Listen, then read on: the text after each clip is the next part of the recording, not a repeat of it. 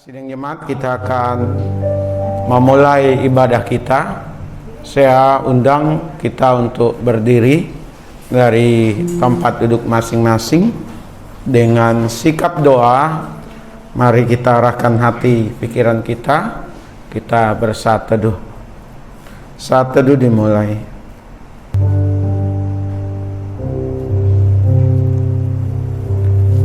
Adapun sesungguhnya pertolongan kita ialah datang dari Allah Bapa pencipta Khalik langit dan bumi, Allah yang setia, yang tidak pernah meninggalkan perbuatan tangannya. Turunlah atas kita sekalian damai sejahtera dari Tuhan Yesus Kristus di dalam persekutuan dengan Roh Kudus. Amin.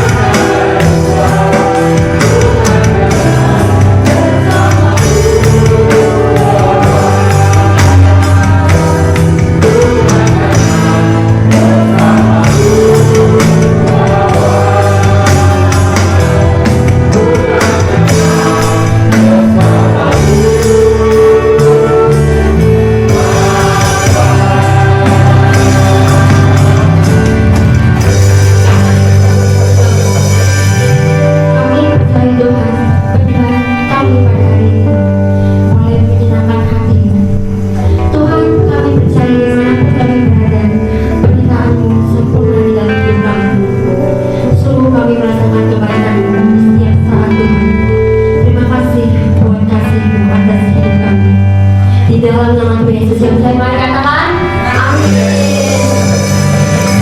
Yang bersuka cita boleh lambaikan tangan. Haleluya, haleluya. Mari kita bersorak-sorai dengan menyaksikan satu dalam Tuhan.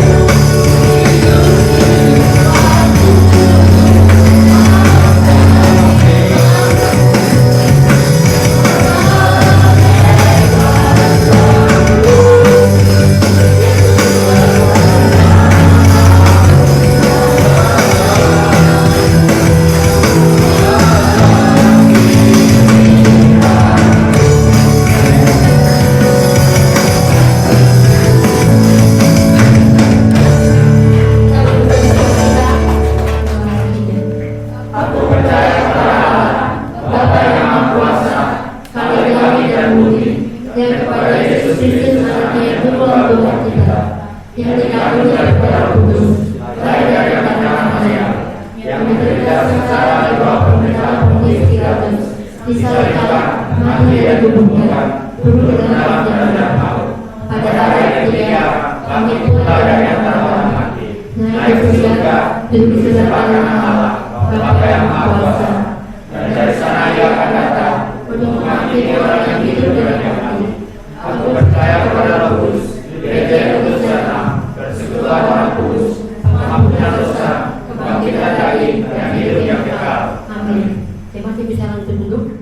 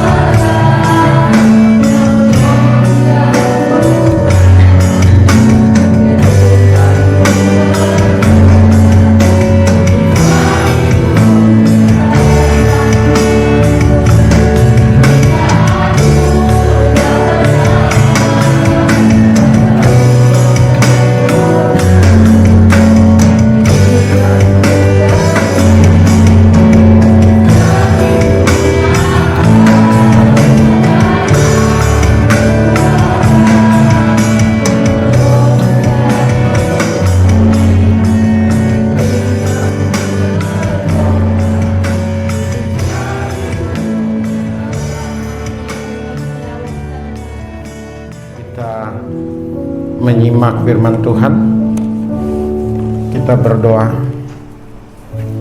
Bapa, kami bersyukur untuk pagi hari ini karena kami dimungkinkan kembali untuk ada bersama-sama beribadah kepada Tuhan. Kami rindu untuk mendengar apa yang Tuhan ingin nyatakan kepada setiap kami. Oleh karenanya kami memberi diri terhadap firman-Mu. Urapi hamba-Mu, urapi kami semua. Jadikan kami pendengar dan pelaku firman Tuhan yang baik. Ini doa kami ya Tuhan, di dalam nama Tuhan Yesus kami berdoa bersyukur. Haleluya. Amin. Saya izin buka masker sidang jemaat.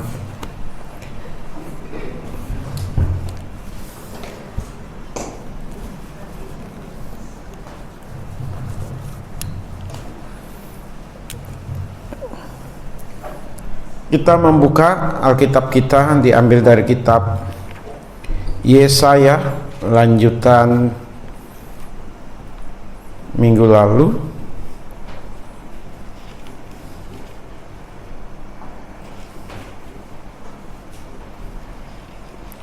Yesaya pasal 2 ayat 1 sampai ayatnya yang kelima.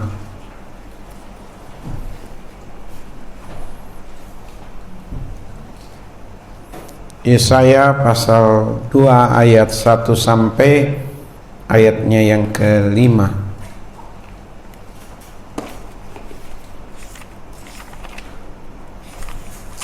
Minggu lalu kita membahas Yesaya pasal 1 ayat 21 sampai ayat 31.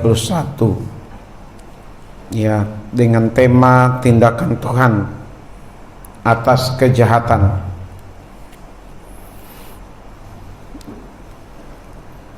Kita baca secara bersama-sama karena hanya 5 ayat, hitungan yang ketiga sidang jemaat. Kita membuka suara kita dengan perikop Sion sebagai pusat kerajaan damai. 1, 2, iya. Firman yang dinyatakan kepada Yesaya bin Amos tentang Yehuda dan Yerusalem akan terjadi pada hari-hari yang terakhir. Gunung tempat umat Tuhan akan berdiri tegak di hulu gunung-gunung dan menjulang tinggi di atas bukit-bukit. Segala bangsa akan berduyun-duyun ke sana, dan banyak suku bangsa akan pergi serta berkata, "Mari kita naik ke gunung Tuhan, ke rumah Allah Yakub, supaya Ia mengajar kita tentang jalan-jalannya, dan supaya kita berjalan menempuhnya. Sebab dari Sion akan keluar pengajaran dan firman Tuhan dari Yerusalem. Ia akan menjadi hakim antara bangsa-bangsa dan akan menjadi wasit bagi banyak suku bangsa. Maka mereka akan menempa pedang-pedangnya menjadi mata bajak dan tombak-tombaknya menjadi pisau pemangkas. Bangsa tidak akan lagi mengangkat pedang terhadap bangsa, dan mereka tidak akan lagi belajar perang. Hai kaum keturunan Yakub, mari kita berjalan di dalam terang Tuhan." Ayat 5 kita kembali baca bersama-sama. 1, 2, iya. Hai kaum keturunan Yakub, mari kita berjalan di dalam terang Tuhan. Sidang jemaat yang dikasihi oleh Tuhan, tentang Sion. Sion tempat kudus, tempat pusat beribadahnya bangsa Israel, ada di tengah-tengah pegunungan, dan kota ini juga, tempat ini disebut kota Yerusalem, bentuk kehadiran Tuhan. Nah, kata Sion itu disebut di dalam Alkitab itu sebanyak 150 kali. Berarti ini bagian yang sangat penting. Apakah ini nubuatan tentang masa-masa yang akan datang? Karena ini bicara tentang masa yang akan datang. Lalu apa makna rohaninya kalau ini hanya sekedar nubuatan? Bukankah Yesus Kristus itu bagian dari penggenapan juga yang berkaitan dengan apa yang terjadi dalam kehidupan bangsa Israel? Bukankah Yesus disebut sebagai batu penjuru, sebagai batu yang dibuang oleh bangsa Israel, tetapi begitu mulia di hadapan Allah, dan melaluinya banyak suku bangsa di dunia ini juga yang akhirnya percaya meninggikan Tuhan. Nah, sidang jemaat, apakah ini bicara nubuatan yang akan terjadi di masa depan? Bisa iya. Tapi kalau bicara tentang kenyataan sekarang, apakah Yerusalem itu sudah menjadi pusat beribadatan? Dan kalau kita lihat, bukankah itu justru menjadi konflik antar umat beragama? Karena Yerusalem atau kota Sion itu disebut kota suci oleh 3 agama, Kristen, Yudaisme, dan juga adalah Muslim atau Islam, sidang jemaat. Saya lebih melihat di ayat yang kelima. Makanya tadi saya ajak kepada kita untuk membaca 2 kali, sidang jemaat. Setelah membaca bersama, lalu dibaca lagi sekali lagi, ya bersama-sama. Yaitu bagaimana orang harus hidup di dalam kebenaran. Ya, orang harus hidup sebagaimana yang Tuhan inginkan, berjalan di dalam terang Tuhan. Jadi saya lebih mengarah ke sana, sidang jemaat, mengambil dari sisi penekanan kerohanian, pemaknaan untuk kita yang hidup di konteks zaman sekarang. Jadi saya memakai tema hidup dalam Tuhan. Bagaimana orang itu hidup di dalam Tuhan? Seperti apa orang yang hidup di dalam Tuhan? Termasuk kita sekalian, sidang jemaat yang ada di tempat ini. Sudahkah kita benar-benar orang yang hidup di dalam Tuhan, di dalam terang Tuhan? Apa tanda-tandanya? Apa ciri-cirinya kalau seseorang itu atau kita disebut sebagai orang yang hidup di dalam Tuhan, di dalam terangnya Tuhan? Sidang jemaat, kalau diperhatikan di ayatnya yang kedua dan ayat yang ketiga bagian A, saya ulang begini bacaannya, sidang jemaat. Akan terjadi pada hari-hari yang terakhir, gunung tempat rumah Tuhan akan berdiri tegak di hulu gunung-gunung dan menjulang tinggi di atas bukit-bukit. Segala bangsa akan berduyun-duyun ke sana, dan banyak suku bangsa akan pergi serta berkata, mari kita naik ke gunung Tuhan, ke rumah Allah Yakub, dan seterusnya, sidang jemaat. Jadi ciri yang pertama, orang yang hidup di dalam Tuhan, atau orang yang sudah percaya kepada Tuhan Yesus, sidang jemaat, yang pertama itu adalah antusiasme atau antusias, punya semangat kepada Tuhan. Orang yang hidup di dalam Tuhan adalah orang yang bersemangat di dalam Tuhan. Dia bukan orang yang malas, bukan orang yang gampang jenuh, tetapi orang yang terus semangat di dalam mencari Tuhan, sidang jemaat, di dalam bersekutu dengan Tuhan.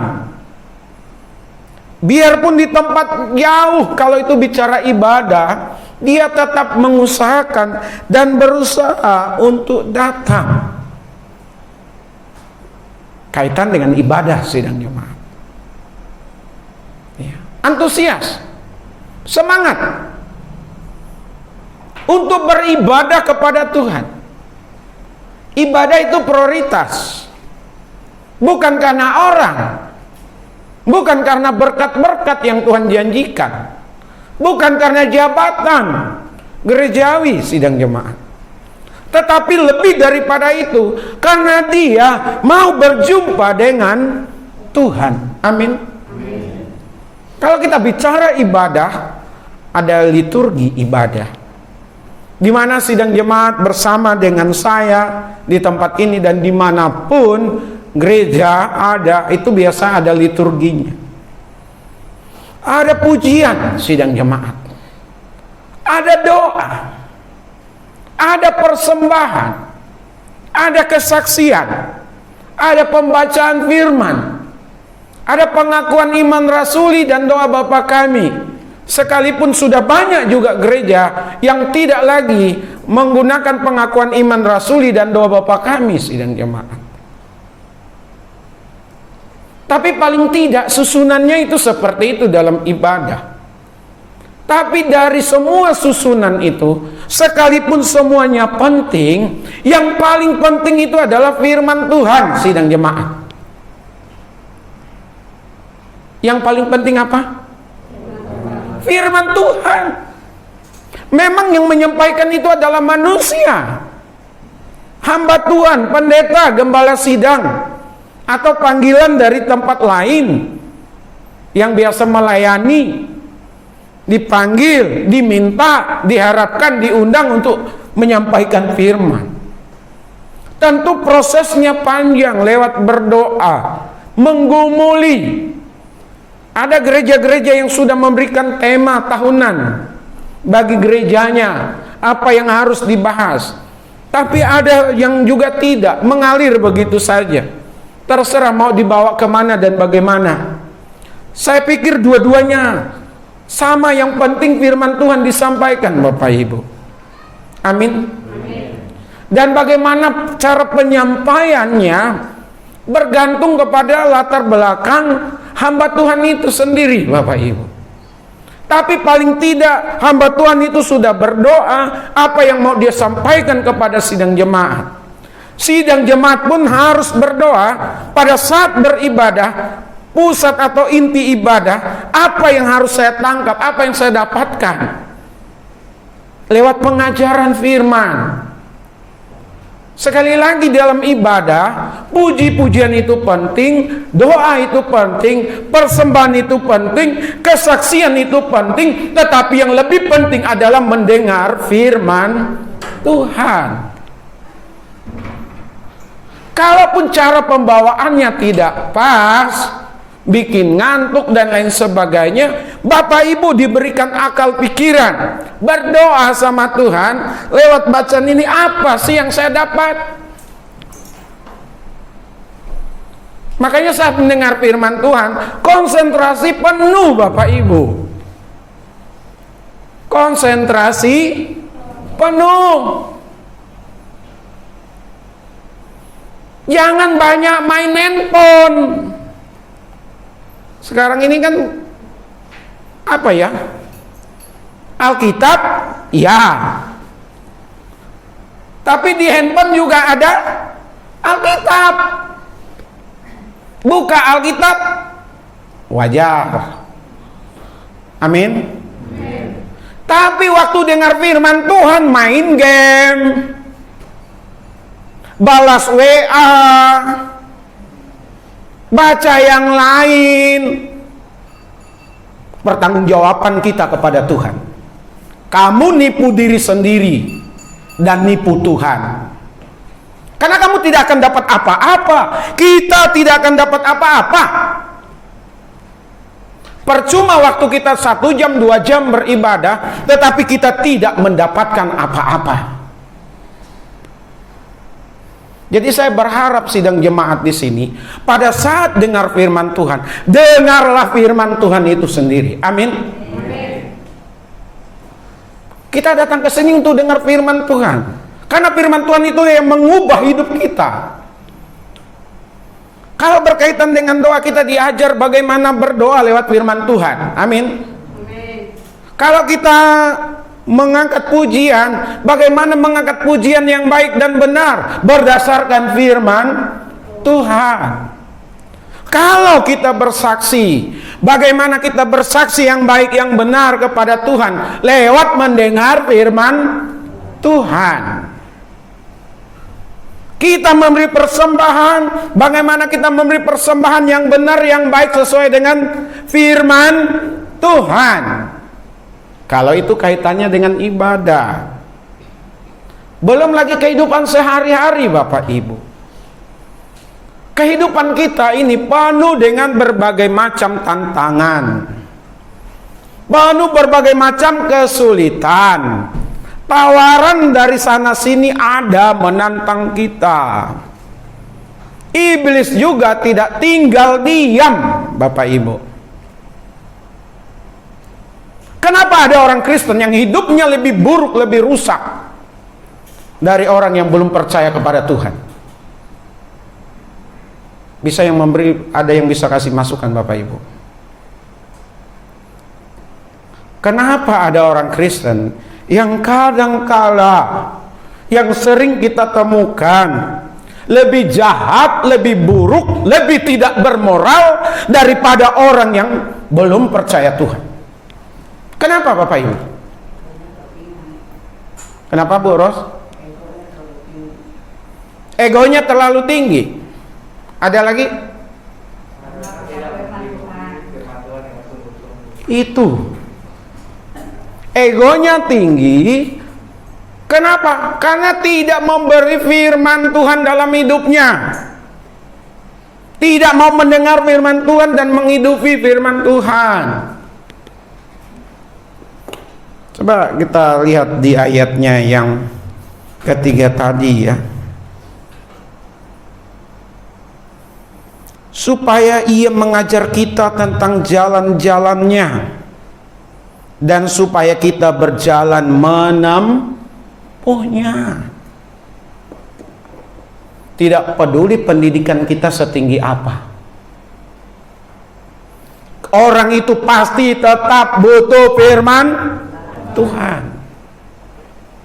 Biarpun tinggi kedudukannya, posisinya, gelarnya, pengalamannya, usianya, dia perlu firman Tuhan. Kalau firman Tuhan dianggap biasa, kita sudah tidak mulai memberi tempat terhadap pemberitaan firman Tuhan. Yang bekerja dalam hidup kita bukan Roh Kudus, manusia lama kita yang diseret dibawa oleh kuasa kegelapan atau roh jahat atau setan. Hati-hati Bapak Ibu, termasuk saya. Saya punya pengetahuan atas firman Tuhan, tapi kalau saya tidak melakukan, saya berdosa di hadapan Tuhan. Makanya Bapak Ibu, mari pada saat kita mendengar firman Tuhan, beri telinga kita. Amin. Serius. Jangan main handphone di gereja saat pemberitaan firman. Saya duduk di belakang Bapak Ibu. Saya tidak tahu apa yang terjadi di belakang saya. Tapi rugilah jemaat yang masih bermain-main saat mendengar firman Tuhan. Seluruh rangkaian ibadah, mulai dari saat teduh sampai doa berkat, itu baru selesai. Kalau kita bicara ibadah ini Bapak Ibu. Tapi kalau keluar masuk dari gereja, atau tetap gereja tapi main handphone, kita tidak akan dapat apa-apa. Amin, sedang jemaat. Paksa diri kita untuk dengar firman Tuhan. Amin. Karena di situ pusat inti dari ibadah itu sendiri. Yang kedua, hidup dalam Tuhan itu menjadikan seseorang atau kita menjadikan Tuhan sebagai hakim kita. Di ayat yang ketiga, ayat yang 4 ya, 4 bagian A. Ia akan menjadi hakim antara bangsa-bangsa dan akan menjadi wasit bagi banyak suku bangsa. Orang yang hidup di dalam Tuhan menjadikan Tuhan itu sebagai hakimnya dalam hidup. Bicara tentang salah benar, baik, buruk, mengecilkan atau membesarkan, memberkati atau menghukum. Jangan jadikan diri kita sebagai hakim bagi orang lain untuk menghakimi kesalahan, kekurangan, kelemahan orang. Pada saat Bapak Ibu dan saya katakanlah berkonflik dengan orang tanpa sengaja, dah mendingan kita ngalah. Bapak Ibu, mendingan kita ngalah, biar Tuhan jadi hakim. Kenapa saya ngomong begini Bapak Ibu? Kita seringkali kita mau jadi hakim bagi orang lain dimanapun. Kita selalu menganggap diri kita paling benar, orang lain salah. Di jalan banyak orang gila, saya mau katakan begitu Bapak Ibu. Di jalan raya, maaf saya kata istilah kata itu ya, menggunakan kata, banyak orang gila di jalan. Kita yang waras jangan ikut gila. Saya sempat terpancing Bapak Ibu. Pak Apri saksinya itu, istri saya saksinya, Ega saksinya. Naik motor mau ke Tangerang waktu itu ya Pak Apris ya, tempat Pak Apris. Keluarlah mobil dari gang itu, jalan Pesing itu. Ya saya kasih lewat dong mobilnya itu, minggir. Dia angkat jari tengah sambil ngomel. Waduh, ini orang ngapain ini? Pak Apris pikir saya masih di belakang. Pak Apris ingat mungkin itu ya. Udah Bapak Ibu, Jupiter Jet, sekencang-kencang apa sih Jupiter Jet? Tahun 2007 motor itu keluar. Wah, karena saya merasa dibegitukan Bapak Ibu, saya kejar. Ada istri, ada anak di belakang. Saya kan pelan bawa motor, tapi untuk yang kali itu bisa cepat. Saya kejar, saya pepet. Saya bilang apa? Salah saya apa? Lampunya atau apanya nih? Dia masih galak itu. Di belakang dah tetot klakson kan. Dia ke pinggir, saya pepet. Dia juga mau mepet, saya pepet lagi. Ini cara pendeta jangan diikuti Bapak Ibu.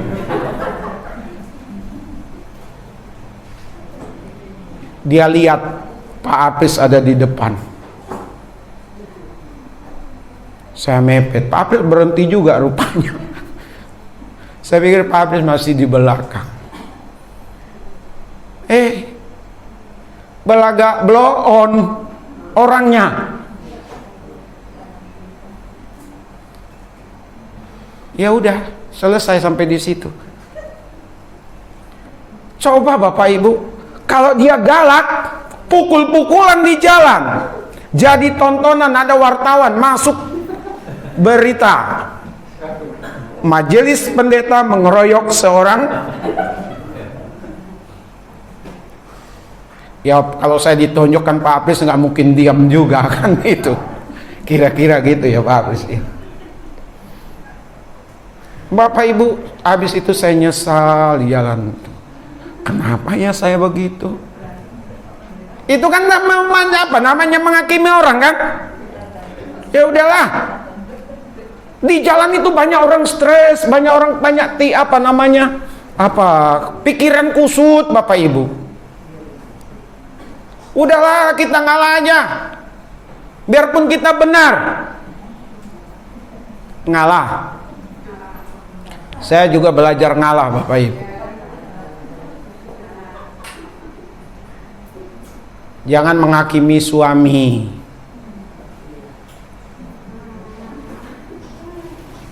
Ibu-ibu singgah ya yang di sini ya. Ya.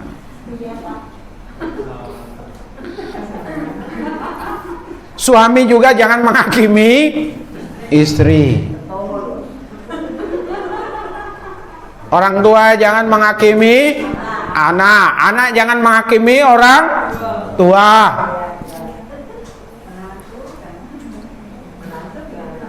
Menantu jangan menghakimi mertua. Mertua jangan menghakimi menantu. Oh, cucu juga kata Ibu Ros. Kembangin aja lah. Jadikan Tuhan aja sebagai hakim kita. Amin. Udah. Biar kita kalah sepertinya, tapi kita tidak kalah. Tuhan akan membela kita. Amin. Jadikan Tuhan sebagai hakim kita. Ya berdoa saja biar dia bertobat. Kalau tidak, dia nanti kena batunya.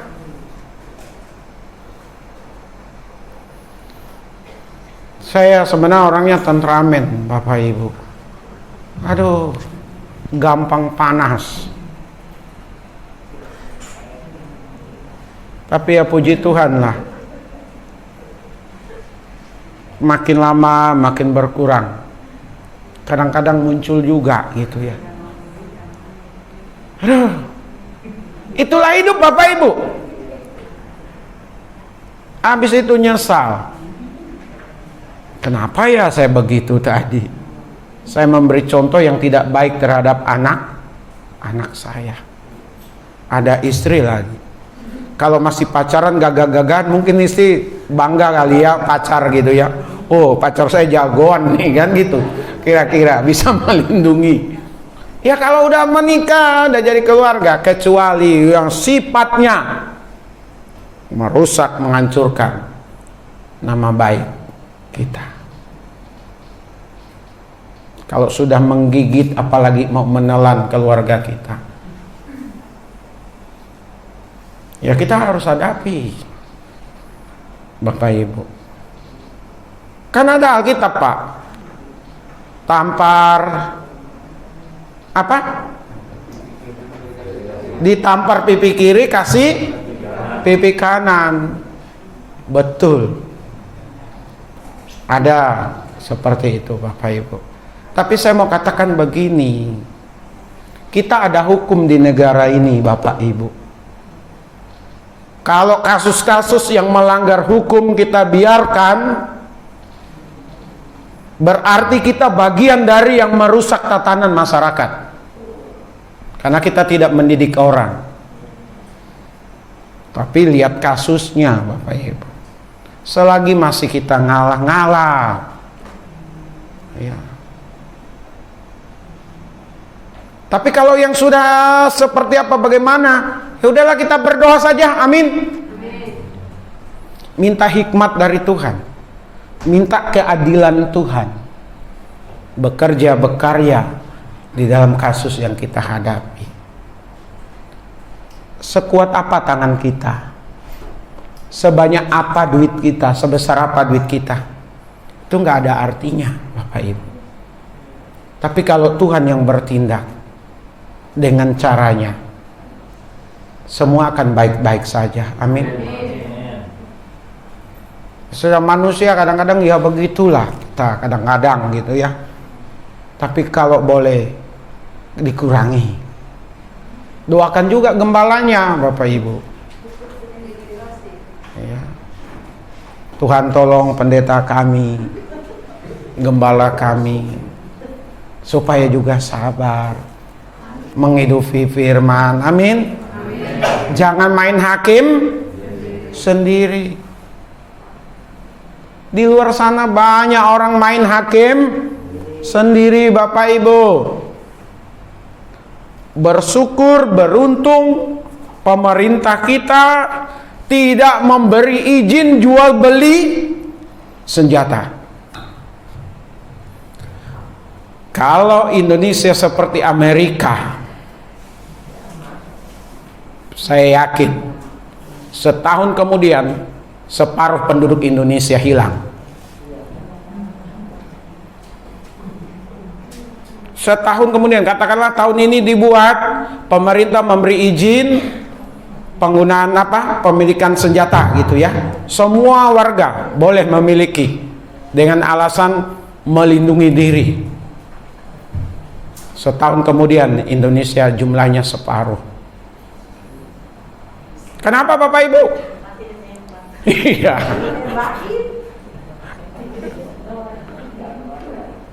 Nggak senang dengan anggota keluarga? Dor. Ketemu di jalan? Dor.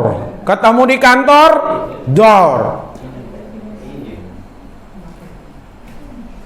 Sekarang sih banyak senjata juga, pemerintah ada mengeluarkan izin pemberian senjata, tetapi ketat Bapak Ibu.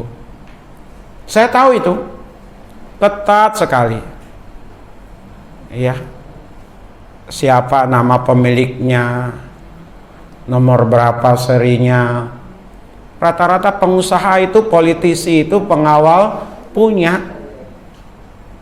Tidak hanya polisi yang punya, gak hanya tentara, tapi masih terbatas Bapak Ibu. Coba kalau semua punya senjata dibebaskan. Tiap hari kita ngelihat jenazah bergelimang.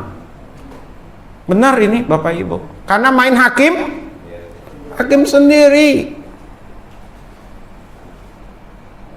Kemarin saya ikuti di Pontianak itu sidang perkara di lapangan. Habis itu pengacaranya digebukin.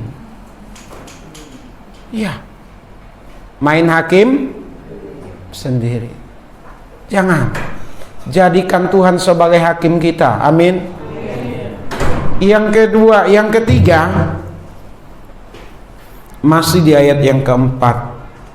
Kita baca sama-sama di bagian dari kata maka. Kita baca sama-sama, 1, 2, iya. Maka mereka akan menempa pedang-pedangnya menjadi mata bajak, dan tombak-tombaknya menjadi pisau pemangkas. Bangsa tidak akan lagi mengangkat pedang terhadap bangsa, dan mereka tidak akan lagi belajar perang. Orang yang hidup dalam Tuhan, dia senang, suka berdamai dengan orang lain. Amin.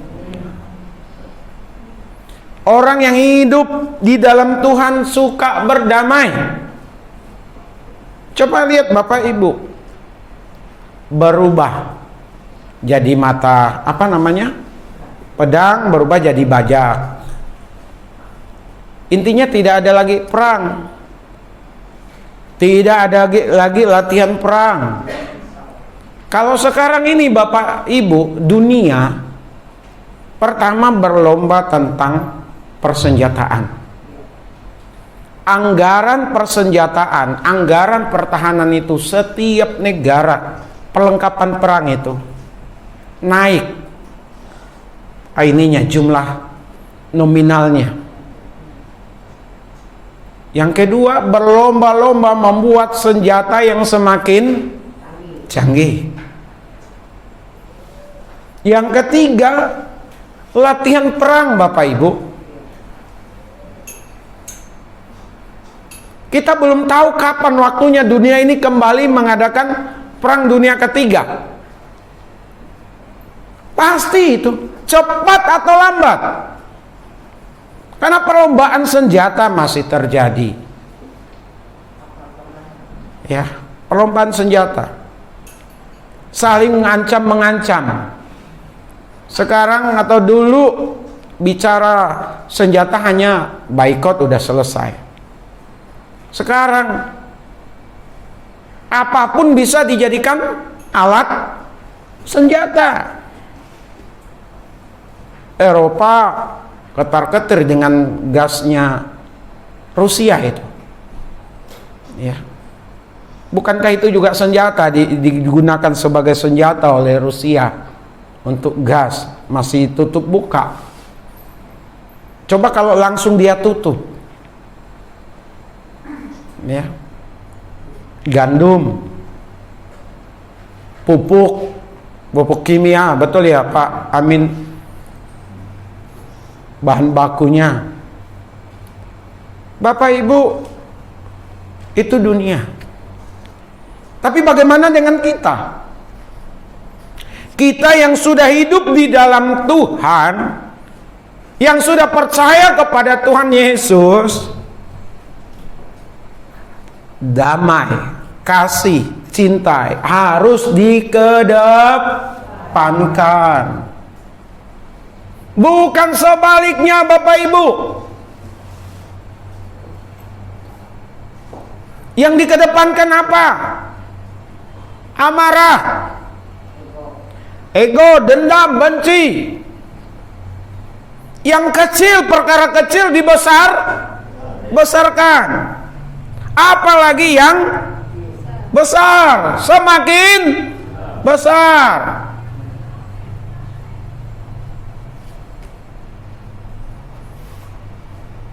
Aduh, kalau lihat di YouTube, sesama hamba Tuhan juga saling menyerang itu, saling menjatuhkan, menganggap yang paling benar, paling hebat. Ditontonlah oleh jemaat. Kenapa sih tidak menyebarkan kasih, saling berdamai satu terhadap yang lain? Amin.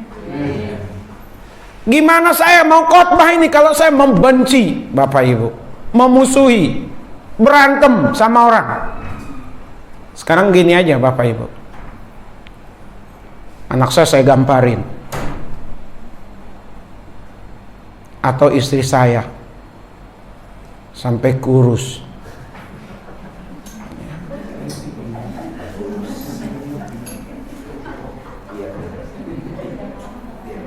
ada bekas tonjokan biru-biru di mukanya.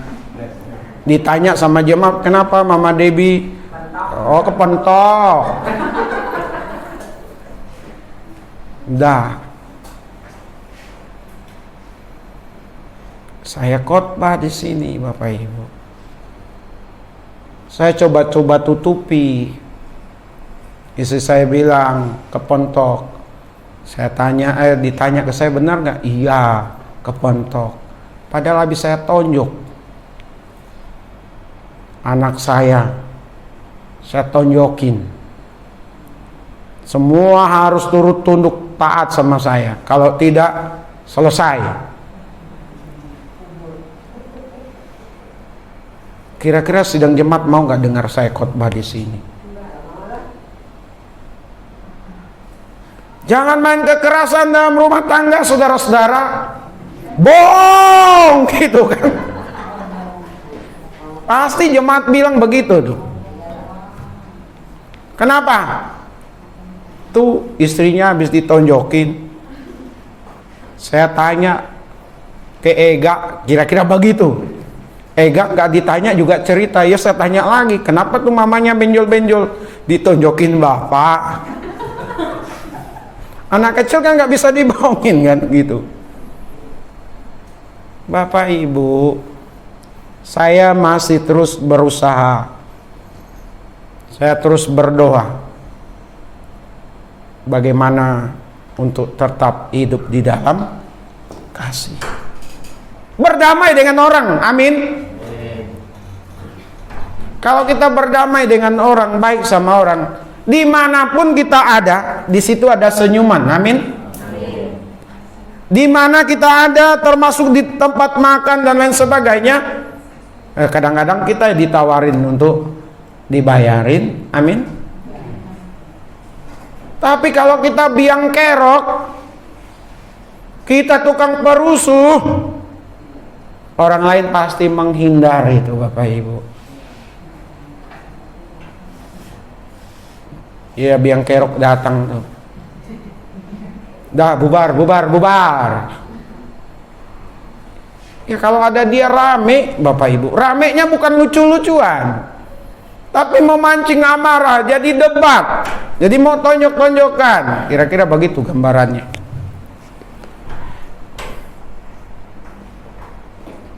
Jadi Bapak Ibu yang dikasihi oleh Tuhan, hidup dalam Tuhan harus hidup berdamai dengan orang lain. Tidak senang musuhan, Bapak Ibu.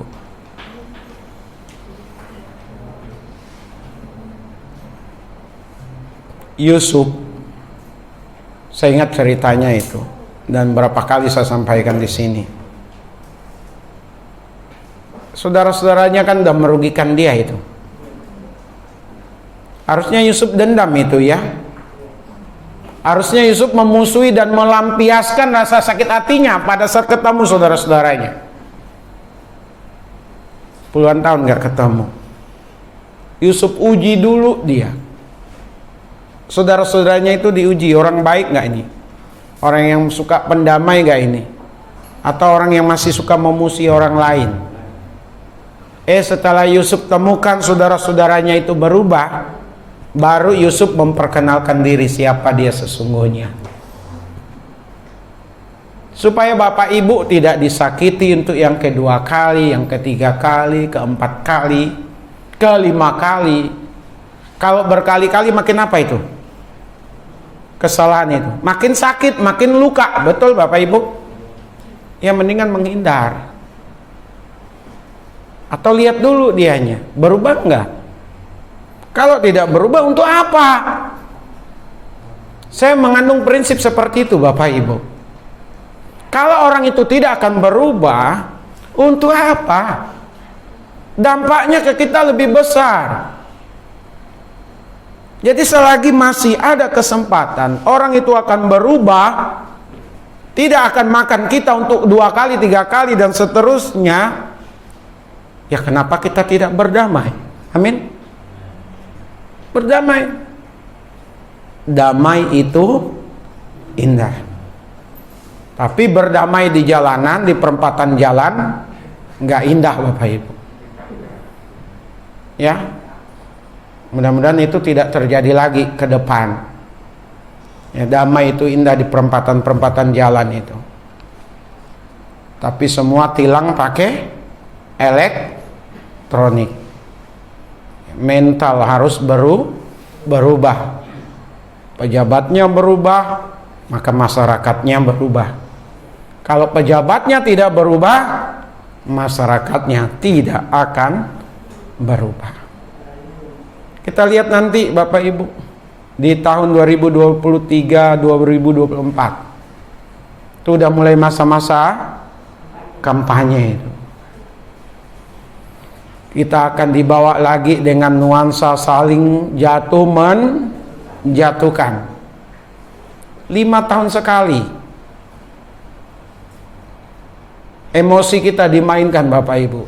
Maka saya benar setuju, kalau boleh jangan terjun dalam politik praktis. Boleh nggak bicara politik? Ya boleh-boleh saja. Tapi kalau itu juga yang terus dibahas, ya repot. Masih banyak pokok bahasan yang lain. Amin. Termasuk kasus-kasus di sekitar kita. Tidak semua orang itu baik dengan kita. Tidak semua orang itu kagum sama kita. Tidak semua orang itu mencintai kita. Pada saat kita diperhadapkan dengan orang-orang seperti itu, mari Bapak Ibu dan saya kita berdoa supaya kita sebagai anak Tuhan mampu untuk berdamai. Amin. Berdamai. Siapa yang hari ini berantem dengan istrinya, berdamailah. Siapa yang hari ini berantem dengan suaminya, berdamailah. Siapa yang hari ini berantem dengan anaknya, orang tuanya, berdamailah. Dengan sahabat, dengan teman, dengan rekan sekerja, berdamailah. Saya tidak panjang lebarkan lagi sidang jemaat. Tapi yang jelas hidup dalam Tuhan, dia akan antusiasme kepada Tuhan. Orang yang hidup dalam Tuhan, dia akan menjadikan Tuhan sebagai hakimnya. Orang yang hidup dalam Tuhan, dia akan suka berdamai dengan orang lain. Tuhan Yesus memberkati kita semua, dan saya mohon Pak Apris pimpin kita dalam doa.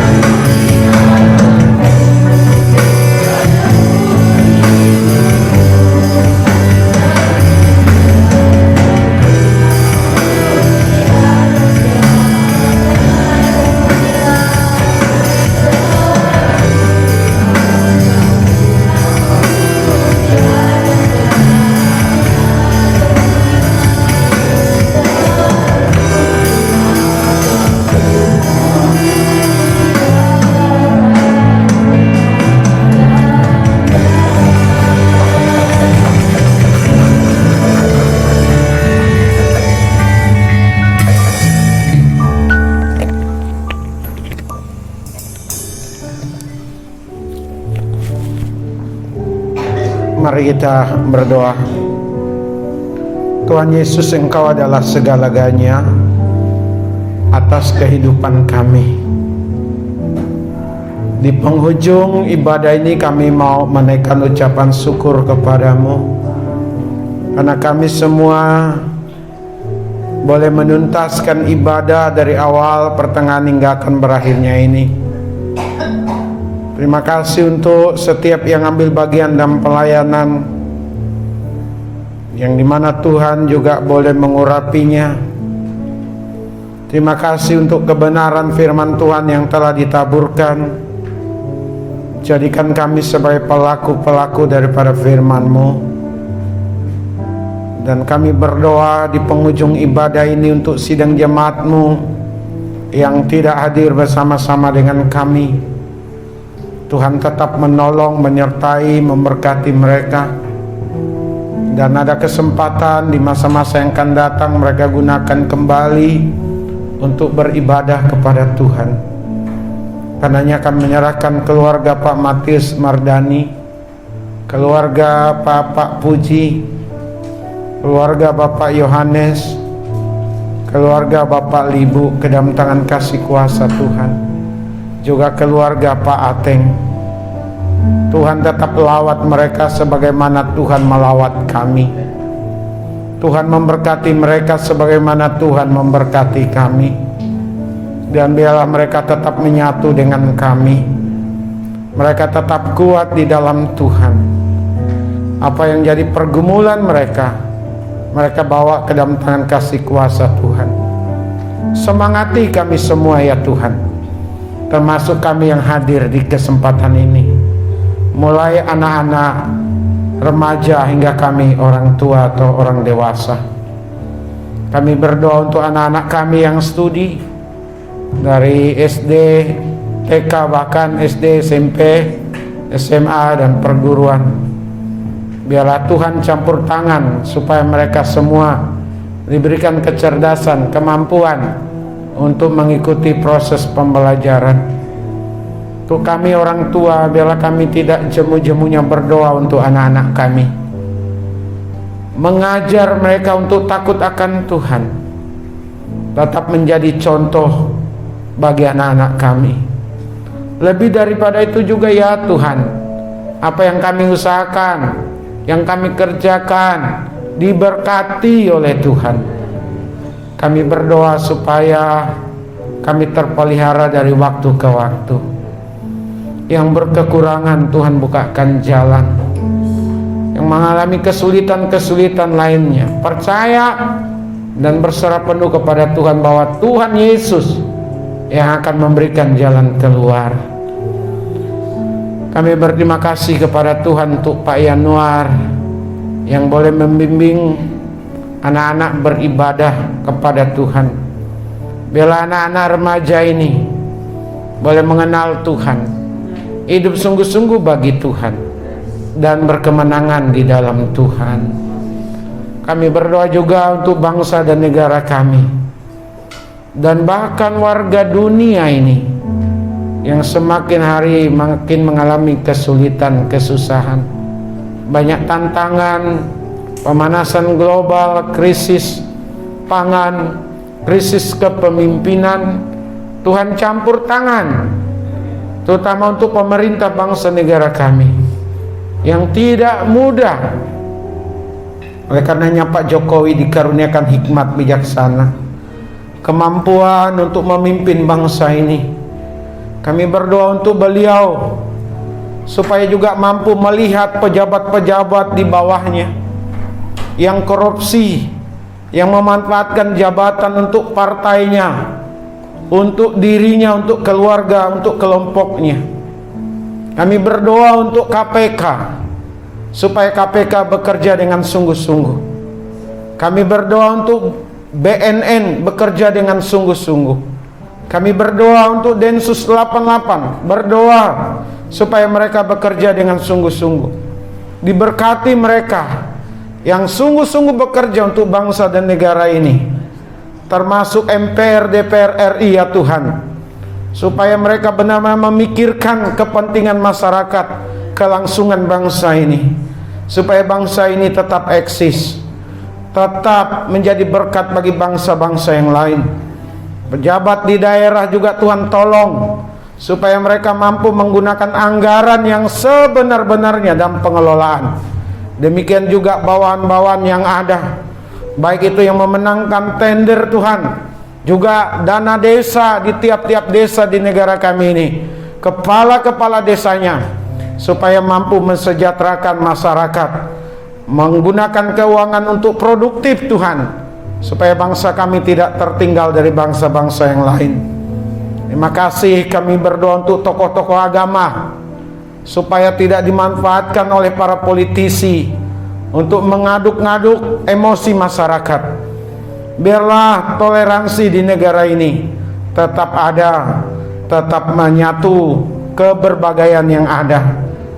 Apa yang sudah dirintis oleh bangsa negara ini, para perintisnya, benar-benar diakui dan diterapkan, bahwa kami ini bangsa dengan suku-suku yang berbeda, agama-agama yang berbeda, tetapi biarlah kami saling membantu, saling menyatu sebagai warga negara Indonesia, saling menghormati satu terhadap yang lainnya Tuhan.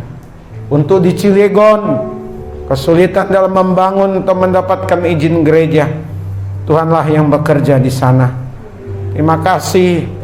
Demikian juga gereja-gereja yang sudah mendapatkan izin bangunan ya Tuhan, biar tidak eksklusif, tidak menganggap diri lebih baik dari yang lain Tuhan, dan melupakan tugas dan tanggung jawabnya dengan tidak peduli dengan warga sekitar.